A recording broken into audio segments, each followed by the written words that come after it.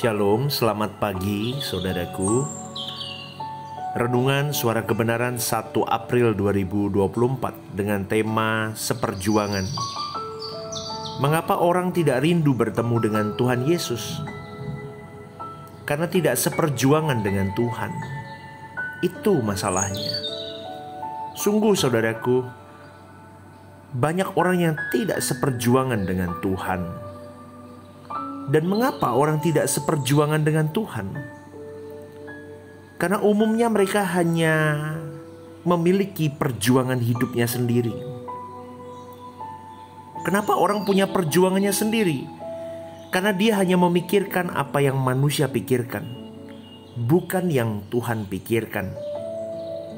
Jadi bukan hanya waktu di gereja kita memikirkan firman Tuhan.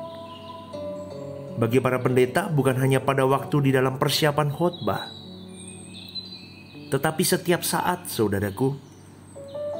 Seharusnya ketika kita keluar dari gereja, kita pun tetap harus memperhitungkan, ini pikiran Allah atau bukan ya?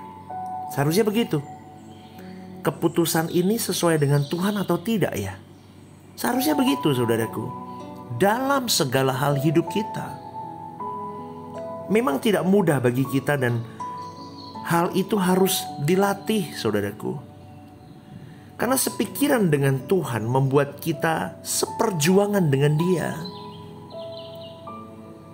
Sepikiran dengan Tuhan membuat kita tidak punya perjuangan sendiri. Kita tidak punya bisnis sendiri. Bukankah kita yang ditebus oleh darah Yesus? Mestinya kita dimiliki Tuhan. Dan kita hidup untuk Dia yang sudah mati bagi kita. Betul bukan saudaraku? Seharusnya kan begitu. Namun standar ini sudah dianggap tidak ada. Dia sudah mati untuk kita. Artinya kita semua sudah mati, saudaraku. Dan kalau kita hidup untuk Dia yang sudah mati untuk kita. Mestinya begitulah cara kita menjalani hidup ini. Tetapi hal ini sudah tidak menjadi standar bagi banyak orang. Bahkan orang yang menjadi pendeta pun mengaku full timer pun, dia juga bisa punya bisnis sendiri di dalam gereja.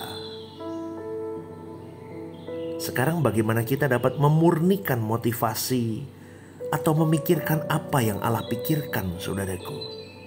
Pernahkah Anda renungkan ini? Itulah sebabnya kita ada di tengah-tengah dunia dengan 1001 masalah hari ini.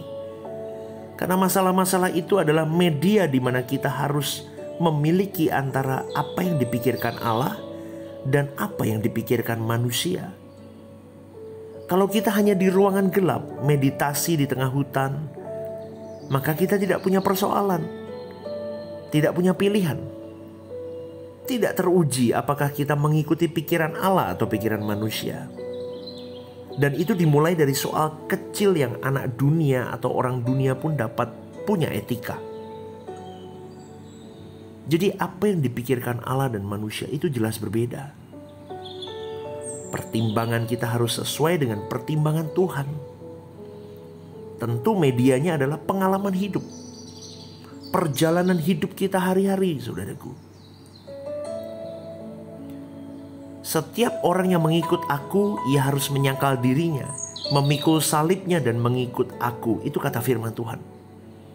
Menyangkal diri itu bukan sikap menolak perbuatan melanggar hukum, saudaraku. Menyangkal diri itu sama dengan menanggalkan pikiran manusia. Untuk kemudian kita harus mengenakan pikiran Allah setiap hari. Dari satu pilihan ke pilihan lainnya. Dari satu keputusan lainnya. Karena barang siapa mau menyelamatkan nyawa, ia akan kehilangan nyawa. Tetapi barang siapa kehilangan nyawa karena aku, ia akan memperolehnya. Kata nyawa di sini adalah suke dalam bahasa Yunani. Jadi kesenangan selera duniawi kita ini yang harus ditanggalkan, saudaraku. Lalu kita berjuang untuk dapat mengenakan manusia baru. Sehingga suatu saat kita bisa berkata, hidupku bukan aku lagi tetapi Kristus. Nyawa di sini, suke di sini bisa saya katakan sebagai jiwa. Dan di dalam jiwa itu ada pikiran, perasaan dan kehendak, saudaraku. Dan itu memang harus dikekang dan dimatikan terus untuk kesenangan diri. Mau tidak mau harus dikurung di dalam kesenangan Tuhan dan kepentingan Tuhan. Itu manusia baru bisa hidup lahir baru, saudaraku. Tanpa itu, tanpa kematian hasrat diri, maka engkau belum mati untuk Tuhan. Dan engkau belum hidup baru. Ayat lain mengatakan, apa gunanya seseorang memperoleh seluruh dunia tapi kehilangan nyawanya. Saudaraku, kerajaan surga adalah tempat di mana kita memiliki dinamika. Pikiran dan perasaan kita masih eksis. Kita masih bisa menikmati makan, minum, seni budaya, keindahan alam. Kita punya hidup, punya nyawa. Tetapi kalau di neraka tidak ada dinamika itu, saudaraku. Di neraka orang kehilangan nyawa. Orang bisa punya harta, punya uang, mau pergi kemana saja, mau beli apa saja bisa. Namun kalau suatu hari dia tidak punya dinamika hidup, masuk api kekal, itu mengerikan, saudaraku. Hari ini mungkin kita tidak bisa pergi kemana-mana kita mau. Kita gak punya uang untuk ini dan itu. Kita gak punya kesempatan untuk banyak hal seperti yang diidam-idamkan oleh banyak orang di dunia ini. Tapi ketika kita mati nanti, kita masuk dalam kemuliaan Tuhan. Kita melihat kemuliaan Tuhan dan masuk kerajaan surga.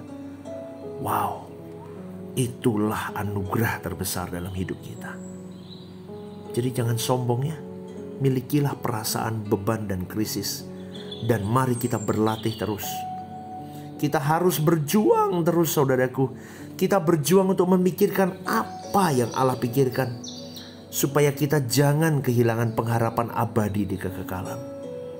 Jadi ayo kita harus seperjuangan dengan Tuhan Yesus. Kita harus sekualitas dengan Dia. Selamat berjuang, saudaraku. Dan selamat pagi. Tuhan memberkati.